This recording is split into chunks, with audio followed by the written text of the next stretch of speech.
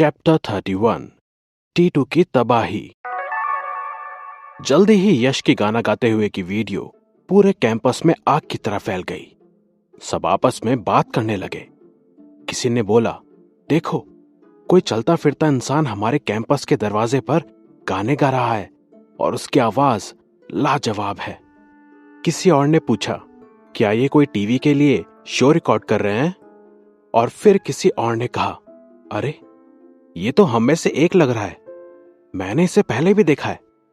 जैसे जैसे वीडियो फैलती गई, फैकल्टी ऑफ आर्ट्स तक पहुंची। यश की पहचान सबके सामने आ गई और जल्दी ही पूरा कैंपस उस फैकल्टी ऑफ आर्ट्स के छात्र को जानता था जो बहुत अच्छा गाता था और कैंपस के सामने कुछ पैसे कमाने के लिए गा रहा था। जो गाना वो गा रहा था उसका नाम था ये दिल्ली है मेरे यार। वैसे तो ये कोई नहीं जानता था कि यश दिल्ली के बारे में लिखा हुआ गाना कैंपस के सामने क्यों गा रहा था, जो कि बैंगलोर में था। लेकिन इस बात ने किसी को उसकी खूबसूरत आवाज का मजा लेने से नहीं रोका। यश का इस गाने को तरीका असल गाने से काफी अलग था।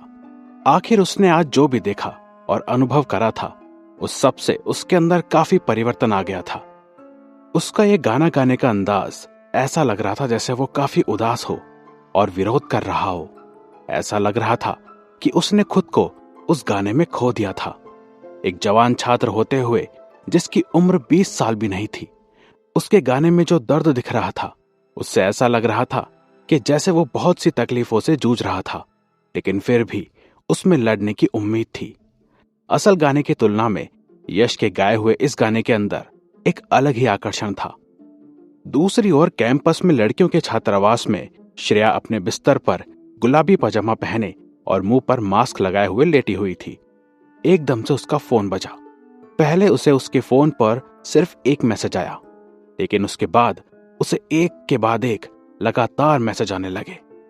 वो पलंग पर लेटे हुए हल्की सी मुड़ी और उसके नीचे पलंग पर लेटी हुई अपने साथ रहने वाली दोस्त से अपना फोन मंगवाने के लिए बोली, नेहा, क्या तुम मेरा फोन ला सकती हो? नेहा उस पूरे समय खुद भी अपने फोन पर कुछ देख रही थी। नेहा उठी और श्रेया को उसने उसका फोन दिया। श्रेया ने अपने फोन को खोला और उसे पता चला कि फोन पर आए हुए मैसेज उसके कोर्स के सेक्रेटरी ग्रुप पर आए थे और उनमें श्रेया का नाम भी था। उसे पहले लगा कि शायद और भी काम होंगे जो उसे पूरे करने हैं, लेकिन जब उसने ग्रुप को खोलकर देखा तो उसे दिखा कि ग्रुप में सब किसी तरह की एक छोटी सी वीडियो भेजे जा रहे थे। कई और सेक्रेटरीज ने एक साथ उस वीडियो को ग्रुप पर भेजा और जो आखिरी मैसेज भेजा गया वो आर्ट्स के क्लास के सेक्रेटरी का था। श्रेया का नाम उस मैसेज के साथ लिखा हुआ था। उसमें लिखा हुआ था, ये तुम्हारी क्लास वाला यश है ना? बहुत अच्छा गाना गाता है ये। क्या इसने कैंपस सिंगिंग कंपटीशन के लिए अपना नाम दर्ज कराया है? ये मैसेज पढ़कर श्रेया सोचने लगी, यश? क्या हुआ यश को? श्रेया ने अभी तक इस बात पर कोई जवाब नहीं दिया था। फिर अगले ही पल नीचे के पलंग से नेहा के चिल्लाने की आवाज आई, ओ तेरी, ये तो यश है। कमरे में रहने वाली बाकी लड़कियों को नहीं पता था कि क्या हुआ, तो बाकी सब भी पास से सब देखने के लिए उनके आसपास जमा हो गई। उनमें से काफी लड़कियां हैरान हो गई जब उन्हें एहसास हुआ और आश्चर्य में एक लड़की बोली, अच्छा, तभी ये इतना जाना पहचाना लग रहा था, ये तो वही है। दूसरी लड़की बोली, अरे हाँ, मुझे विश्वास ही नहीं हो रहा। एक और लड़की ने कहा, ये तो सचमुच एक सरप्राइज है। श्रेया उलझन में थी और उसी समय जानने के लिए उत्सुक भी थी। उसके मन में आ रहा था, ये क्या हो रहा है? यश को फिर से क्या हो गया? मैंने ऐसा क्यों बोला कि फिर से हो गया? उसने आखिरकार उस वीडियो को खोला जो ग्रुप पर भेजी गई थी। वैसे तो वीडियो में शुरू में थोड़ा अंधेरा था, लेकिन उसके साथ रहने वाली लड़कियों और दूसरी क्लास की सेक्रेटरीज की कही हुई बातों की वजह से श्रेया ने पहली नजर में ही पहचान लिया कि वीडियो में जो लड़का था वो यश है। वीडियो में वो चुपचाप अपनी आंखों को बंद करके खड़ा था। फिर जब उसने अपनी आंखों को खोला, उसकी उंगलियां गिटार के तारों पर फिरने लगी और वो अपनी मधुर आवाज में गाने लगा, ये दिल्ली है मेरे यार, बस इश्क मोहब्बत प्यार। जैसे ही यश के गाए हुए गाने का पहला मुखड़ा उसके कानों में गया, श्रेया के रोंगटे खड़े हो गए। वो अच्छा नहीं बल्कि शानदार गा रहा था।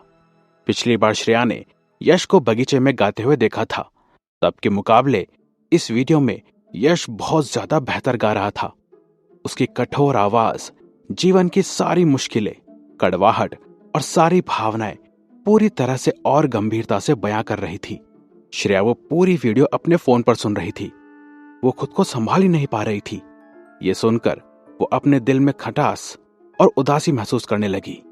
जैसे जैसे वो वीडियो चलती गई, यश का गाना और भी ज्यादा इमोशनल होने लगा और वो चिल्ला कर गाने लगा। आखिर में उसने अपनी लय के बिल्कुल सही होने की परवाह नहीं करी। उसने बस इतना करा कि अपने मन की सारी भावनाओं को हवा दी और बाकी उसकी मधुर आवाज के कच्चेपन ने सभी का दिल जीत लिया। वो गाना खत्म होने के बाद भी श्रेया के ऊपर से नीचे तक रोंगटे खड़े थे। उसे हल्का सुन्न महसूस हुआ और काफी देर तक वो खोई खोई सी बैठी रही। उसके मन में सिर्फ एक ही ख्याल तैर रहा था, ये यश है। इसी बीच यश के मोहल्ले में जहां युक्ति भी रहती थी, गोल चश्मे पहनकर वो अपने कंप्यूटर पर अपने लेक्चर्स के लिए स्लाइड्स पर काम कर रही थी। उसके एक तरफ रखे सोफे पर एक जवान लड़का बैठा था जो 18 से 19 साल की उम्र का था और उसकी शक्ल युक्ति से काफी मिलती थी।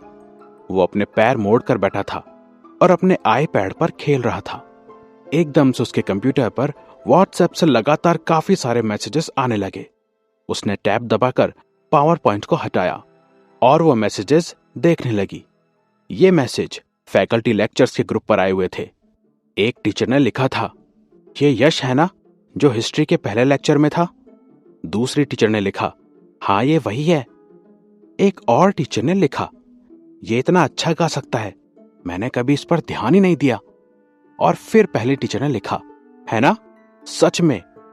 ये सब देखकर युक्ति के मन में आया, यश।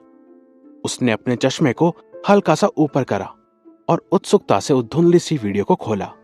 एक बार जब युक्ति ने वो पूरी वीडियो देख ली, उसका मुंह खुला का खुला रह गया और काफी देर तक वो अपना मुंह बंद नहीं कर पाई और सोचने लगी, ये यश है। उसका दिमाग बहुत देर तक उलझन में पड़ा रहा और तब जाके उसने अपने मन में ये बात स्वीकारी कि वो यश ही था।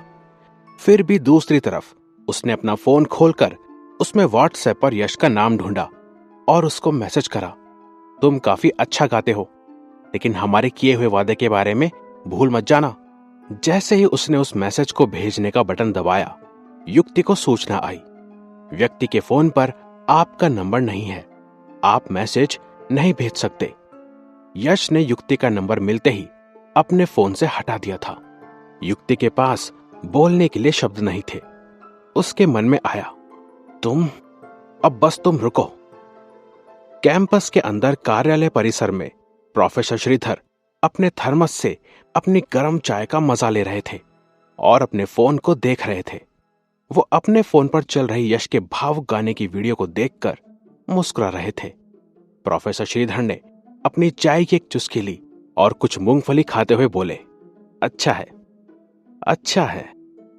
इंटरनेट के युग में कोई भी जानकारी के फैलने की गति रोशनी से भी तेज हो सकती है। जैसे ही यश ने पहला गाना खत्म किया, उसके गाना गाते हुए की वीडियो कम से कम आधे कैंपस में फैल चुकी थी और अब तो कैंपस के बाहर भी जाने लगी थी। लेकिन फिर भी उसे इस बात का कोई अंदाजा नहीं था। जब उसने अपने गाने की आखिरी पंक्ति को गा दिया, वो अच्छे से झुका और उसने उन छात्रों को धन्यवाद दिया जो उसके कार्यक्रम को देखने के लिए रुके थे। उसने उस गिटारिस्ट का गिटार लौटा दिया और वहां से चला गया। भले ही सब छात्र एक और गाना गाने के लिए उसके पीछे पड़ रहे थे। वापस जाते समय यश को एहसास हुआ कि व्हाट्सएप के चैट ग्रुप्स में उसे लगातार मैसेज आ रहे थे। उनमें सभी तरह के छात्र मैसेज कर रहे थे, कभी कभी पढ़ने वाले छात्रों से लेकर पढ़ाकू छात्र भी। सब ने उन मैसेजेस में उसका नाम लिख रखा था। सच में पढ़ाकू छात्रों का भी एक ग्रुप था जिसमें यश का नाम था। असल में उसकी इंग्लिश कमजोर होने के अलावा बाकी सभी विषयों में यश को सबसे अच्छा माना जाता था। उसके पूरे कोर्स में, यहां तक कि फैकल्टी में भी उसके रिजल्ट्स को सबसे अच्छे रिजल्ट्स में गिना जाता था। अगर वो ऐसा नहीं होता तो इतनी बड़ी यूनिवर्सिटी में अपनी कमजोर इंग्लिश के साथ कभी नहीं पहुंच पाता। जब यश ने उन मैसेजेस को खोला तो उसे एहसास हुआ कि उसकी ये वीडियो पूरे कैंपस में जंगल की आग की तरफ फैल गई थी।